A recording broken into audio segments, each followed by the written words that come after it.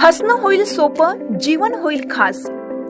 पलूस आणि परिसरातील नागरिकांच्या आता दाताच्या उपचारासाठी सांगली, कोल्हापूर, पुणे, मुंबईची धावपळ थांबणार।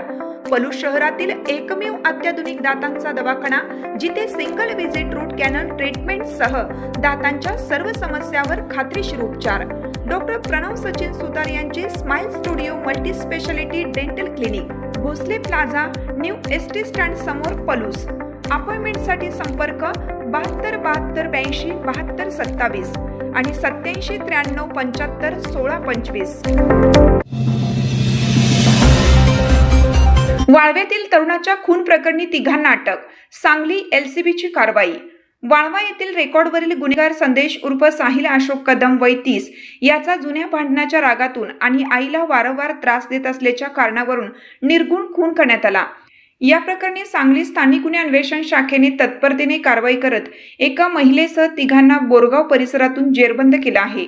ही घटना 29 मार्च रोजी रात्री 1 ते सकाळी 6:30च्या दरम्यान वाळवा येथील आहिरवाडी रोडवरील रॉयल हॉटेलजवळ असलेल्या राजश्री कोळी यांच्या राहत्या घरी घडली। आरोपी प्रथमेश उर्फ बबलू आमसिद्ध कोळी वय 21, अभिजित उर्फ सोन्या बजरंग परीट वय 24 आणि राजश्री आमसिद्ध कोळी वय 46 यांनी संगनमत करून संदेशला प्रथम दारू पाजली। त्यानंतर जुन्या वादातून त्यांच्यात भांडण झाले असता आरोपींनी दगडाने कळकाच्या काठीने संदेशच्या तोंडावर व डोक्यावर गंभीर प्रहार करून त्याचा खून केला आणि मृतदेह घरापासून काही अंतरावर नेऊन टाकला। पोलीस अधीक्षक संदीप घुगे आणि अप्पर पोलीस अधीक्षक कल्पना बारवकर यांच्या मार्गदर्शनाखाली स्थानिक गुन्हे अन्वेषण शाखेचे पोलीस निरीक्षक संजीव कुमार झाडे यांनी तपासासाठी पथके तयार केली होती।